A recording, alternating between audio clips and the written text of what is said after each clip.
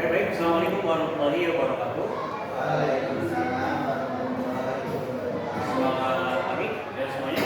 Pagi. Sebelum belajar, marilah kita sama-sama berdoa agama dan kepercayaan masing-masing. Berdoa dimulai. Ya, hari ini siapa yang hadir? Ya, Romela. Doa selesai. Kita sakit. Oke, sebelum kita lanjut ke materi kita hari ini, kita akan sama-sama mengabsen dulu. Absen dulu. Ketika saya menyebutkan nama, silakan menyebutkan satu aplikasi chatbot. Contoh, Yuda, ChatGPT. Itu ya? Main ChatGPT ya. Alisa, Yuda. Ini Oke, bagus. Oke, sangat baik ya. Jadi kalian sudah bisa mengenal AI yang sudah ada di sehari-hari kita. Oke, sebelum lanjut kita sama-sama ice breaking dulu. Ice breakingnya, clue-nya itu adalah hitung hasilnya. Hitung apa? Hasilnya. 1 tambah 1 itu 3. 2 tambah 2 4. Kalau 5 ditambah 1 4. Kalau 1 ditambah 3 berapa? 7. Salah. 5. 5 betul. Clue-nya adalah hitung hasil. Sekali lagi ya. Oke, kita mulai. 2 ditambah 2 itu 5. 5 ditambah 3 7. Kalau 5 ditambah 5 berapa?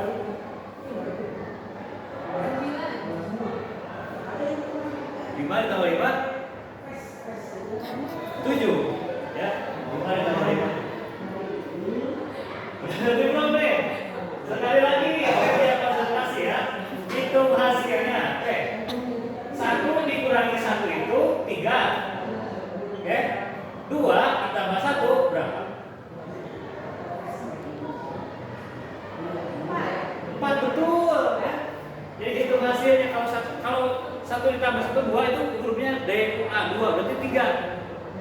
Nah, itu jadi hasilnya yang dihitung. Oke, kita langsung masuk ke materi yang namanya konsentrasi.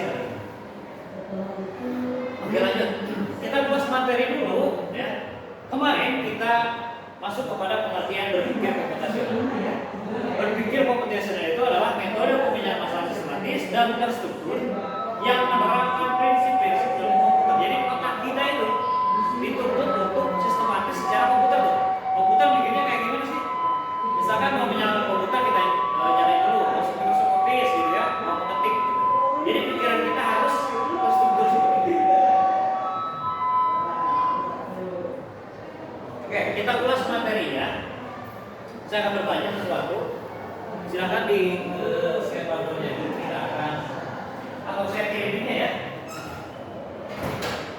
Saya kirimnya boleh.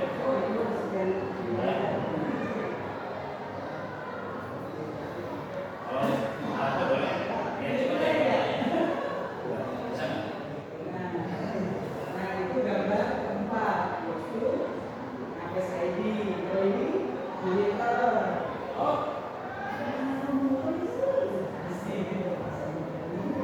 biasanya di bisa.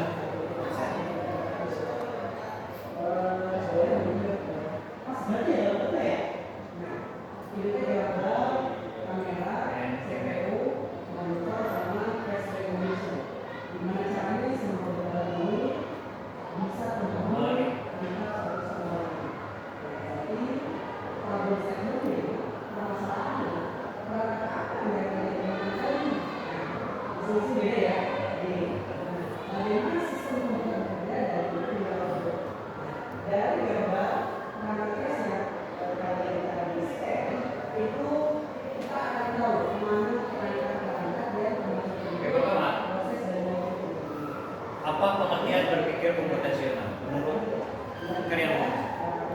Tadi gambarannya sudah. Bapak berikan ya, secara logis dan logis ya.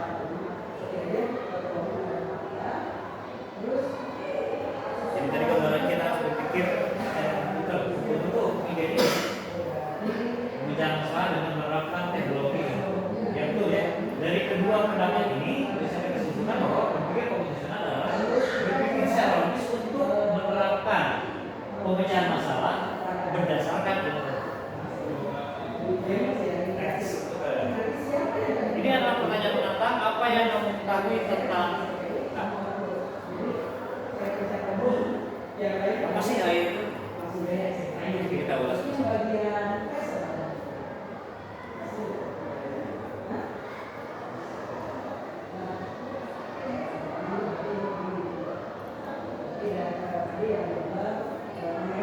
Oke, itu teknologi pintar yang ada pada komputer.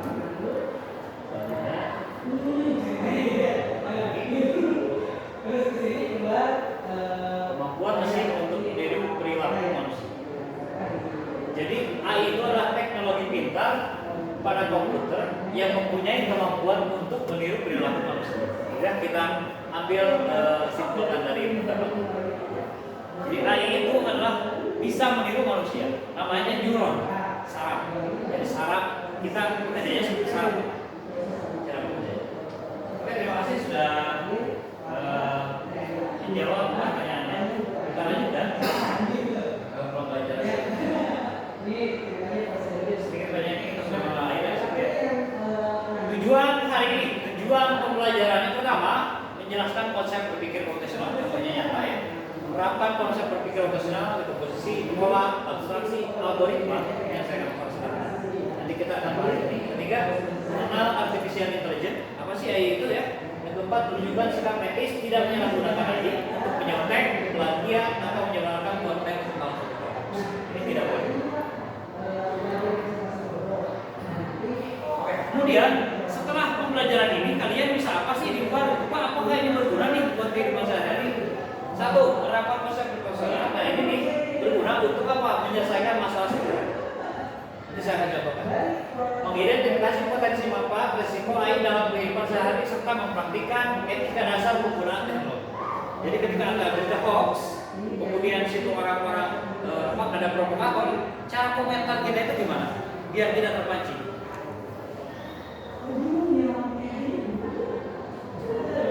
Oke, materi pertama.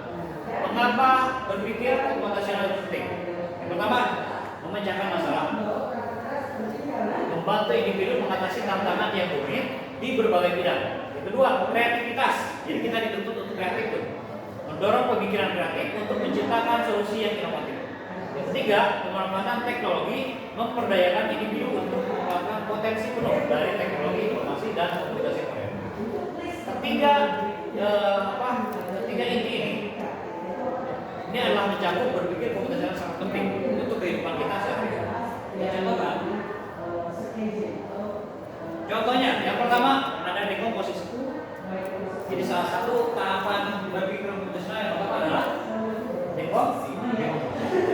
Dekomposisi adalah menyelesaikan masalah besar yang sulit diselesaikan menjadi bagian-bagian yang lebih kecil. Contohnya ini, ketika kita akan ulang tahun nih, bingung nih, mau ngapain? Masalahnya apa? Masalahnya adalah bagaimana menyelenggarakan acara ulang tahun dengan sukses kan? Kita panik, nggak tahu caranya gimana. Jangan panik, yang pertama kita bagi pecah dulu masalahnya. Pecah menjadi bagian-bagian target. Satu, bantu tangga. Yang kedua, menyusun data undangan. Jadi kita harus seperti situ, biar kita tersusun, biar jadi pikiran. Tiga, tentukan tema, preparasi ya, menyiapkan makanan dan minumannya, menyiapkan kue, kemudian menyiapkan hiburannya, yang kedua menyusun anggaran biaya dan lain-lain. Nah jadi masalah besar ini kita jangan menjadi kecil seperti ini, gitu ya. Kemudian tahapan yang kedua yang akan harus kita terapkan yaitu pengenalan pola, mengidentifikasi kesamaan tren atau pola dalam masalah yang dihadapi baik dalam data maupun prosesnya. Contoh ini, mengidentifikasi pola dari pengalaman ulang. Tahun sebelumnya nih orang-orang gimana nih? Selalu ada undangan, oke, itu pola yang sering dilakukan orang-orang, gitu ya. Jadi kita jangan terlalu khawatir dengan itu. Dua, selalu ada kue ulang tahun, pasti itu intinya harus ada tuh. Pola itu ulang tahun itu harus ada kue ulang tahunnya. 3, selalu ada hiburan. Nah ini pola inti ini ya kita bisa ambil. Jadi kita lihat tren, oh orang-orang kayak gini loh, masa kita nggak bisa. Tahapan yang ketiga itu abstraksi, memisahkan informasi penting dan spesifik dari detail yang tidak relevan atau berulang, kemudian melakukan generalisasi untuk memahami inti masalah. Mengambil inti dari perayaan ulang tahun ini, intinya apa? 1, fokus utamanya merayakan bertambahnya usia seseorang, fokusnya di situ. Ya. Yang kedua, tamu, kue, makanan, hiburan. Udah, kalau kita tidak mau ada embel-embel lain, fokus aja ke sini. Jadi ini akan semakin mudah untuk kita memanage ulang tahunnya. Ini satu masalah aja. Terakhir, perancangan algoritma. Merancang serangkaian langkah-langkah atau instruksi logis yang harus diikuti secara berurutan untuk menyelesaikan masalah secara efisien. 1, menyusun langkah-langkah acara ulang tahun secara runtut. Ngapain aja nih? Pertama, misalkan undangan masuk ini. 2, tentukan tanggal dan tempat, itu pasti. Tentukan tema dekorasi tadi ya. Pesan kue ulang tahun sesuai jumlah tamu. Nah ini jangan lupa nih. Siapkan makanan dan minuman. Susun rangkaian secara acaranya ya. Misalkan sambutan, doa, tiup lilin, potong kue. Laksanakan acara sesuai urutan yang direncanakan. Jadi ketika kita sudah mengenal 4 pola ini, ya, kita memudahkan berpikir kita secara logis, komputerisasi, urutan. Gak usah panik. Ya. Kalau misalkan masalah biasanya ada tuh macam-macam ya, ada problem solving, gitu ya. Kalau di secara komputer ini algoritma seperti itu. Oke, baik. Kita lanjutkan ke materi kedua. Kita akan menyambungkan ke materi kedua, yaitu mengenal artificial intelligence. Yang sudah tadi sama-sama kalian berikan pemahaman apa sih artificial intelligence. Apa sih AI itu? Oke. Artificial intelligence atau AI atau dalam bahasa Indonesia dikenal sebagai kecerdasan buatan adalah cabang ilmu komputer yang bertujuan untuk mengembangkan sistem mesin yang mampu melakukan tugas yang biasanya memerlukan kecerdasan manusia. Jadi human error-nya Jadi ketika kita bekerja biasanya kita di pabrik gitu ya, masang tutup botol, jalan gitu. Kalau manusia ada ngantuknya bisa aja kelewat tutup botolnya satu. Tapi kalau mesin AI dia sudah membaca sensor, dia pasti tidak akan terlewat kecuali error ya mesinnya ya. Kecuali error. Jadi human error-nya itu tingkat human error-nya berapa persen? Mungkin 1% mungkin ya. Karena mungkin error-nya ini tuh karena error-nya mesin. Ini AI itu. Oke ya. Lanjutkan kepada contoh face lock dengan teknologi. Ini di handphone kita masing-masing kita sudah ada face lock ya. Ketika membuka kunci sekarang nggak usah pakai pola kayak gitu, saya menggunakan wajah. Wajah ini merupakan contoh dari teknologi AI. Bisa berbahaya, bisa. Ketika wajah kita sudah terserap oleh mungkin Google yang menyimpan skema wajah kita, bisa saja disalahgunakan oleh orang. Ini salah satu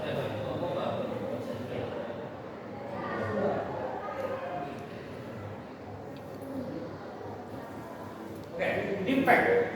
Nah ini, deepfake adalah teknologi manipulasi video dan audio yang menggunakan kecerdasan buatan untuk menciptakan konten yang membuat orang terlihat, terdengar, melakukan hal-hal yang sebenarnya tidak dilakukan. Seperti ini originalnya nih, Cristiano Ronaldo. Nah ini deepfake-nya. Nah ini originalnya seperti ini. Tapi deepfake-nya dia dilempar tuh ya, lihat mana tuh tadi? Saya ulangi.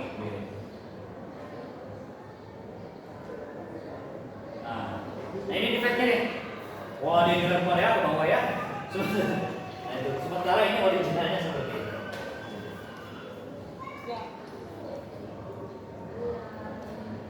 Nah itu ya aslinya ya. Nah, ini bisa dilakukan oleh artificial intelligence ya, karena mengandalkan defect seperti itu. Tapi nggak ada perbedaan. Yang perbedaannya apa? Kolornya ya. Yang ini mau kolornya banyak, ini dipotong dengan kayak gedung di belakang.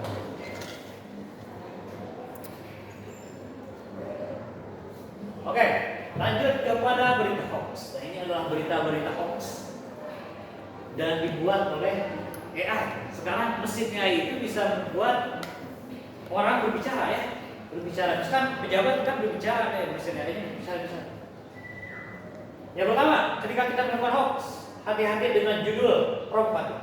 Hoax Ahmad Zahroni menembus flash disk miliknya ke perwira TNI. Nah ini ya yang sedang viral ini, karena mungkin di flash disknya banyak video-video yang tidak patut kita lihat ya. Video dukungan warga Cina untuk Indonesia. Nah ini hoax juga. Gibran mau ormas minta sedekah untuk dukungan IKN. Nah ini juga hoax. Lihat ini. 3. Periksa fakta benar atau tidak. Hoax itu pertama kali dicetuskan oleh siapa ya? Alan Sokal itu ya kalau nggak salah ya. Hoax, berita hoax. 4. Cek keaslian foto, ikut serta grup diskusi anti hoax. Jadi hoax itu bisa dilawan ketika kita banyak literasi. Oke, ketika kita banyak literasi ya. Kita lanjutkan. Simulasi ketika berkomentar dengan baik. Kita simulasikan untuk ini. Jadi silakan nanti kalian mengisi komentar. Saya kirim di grup kelas ya.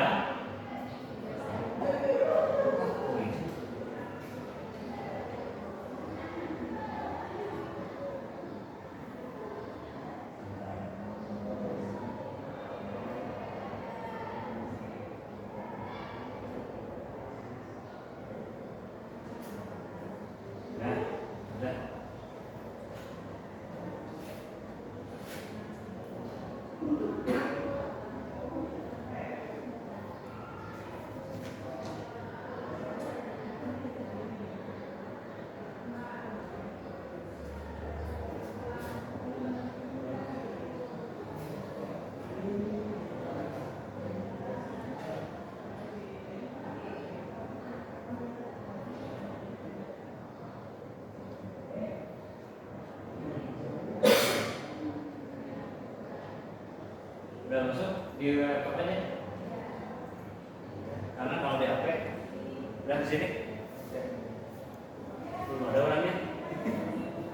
Saya lagi Pak. Kalau di handphone harus pakai aplikasi Google.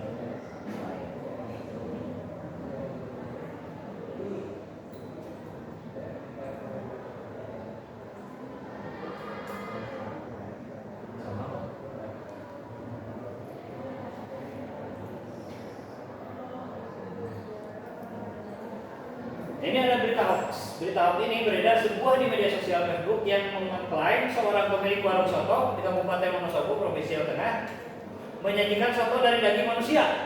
Nah, kita komentar bedakin gimana nih? Silakan. Yang pertama boleh Yuda, yang kedua boleh Alisa.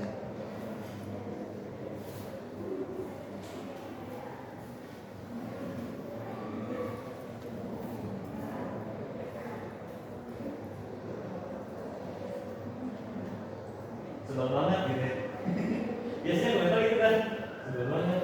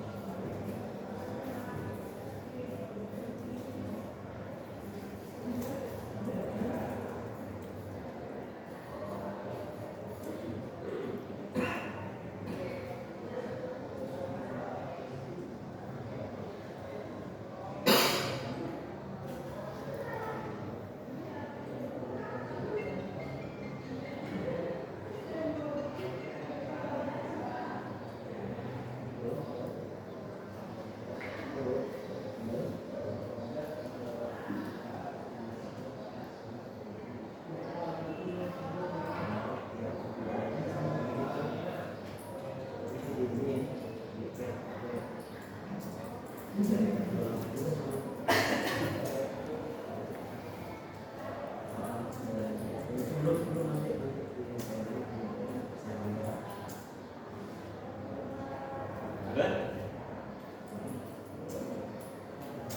Wah, komentarnya.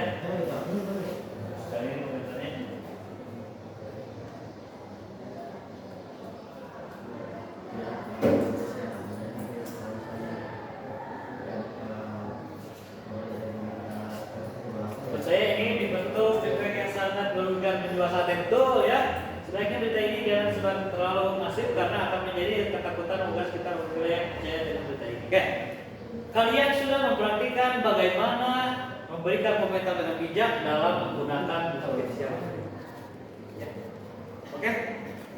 Mungkin pertemuan hari ini tidak banyak, cukup sekian. Jadi refleksi hari ini yang pertama adalah harus apa? Yang pertama tadi kita berpikir komputasional. Apa sih berpikir komputasional? Yang pertama ada apa tadi? Tahapannya yang pertama ada apa tadi? Kita bahas lagi.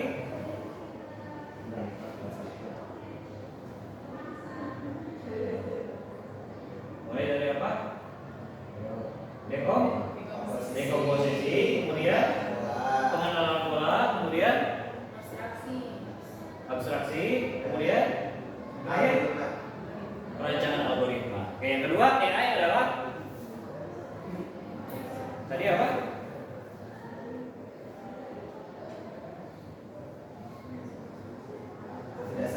Kecerdasan buatan, oke. Yang bertujuan untuk mengembangkan sistem mesin ya, yang melakukan tugas seperti kita manusia. Dan human error-nya itu kita. Oke, baik, itu yang dapat saya sampaikan hari ini. Terima kasih yang sudah memperhatikan, terima kasih yang sudah hadir. Untuk merayakan selesainya pembelajaran hari ini, mari kita tepuk tangan berputar.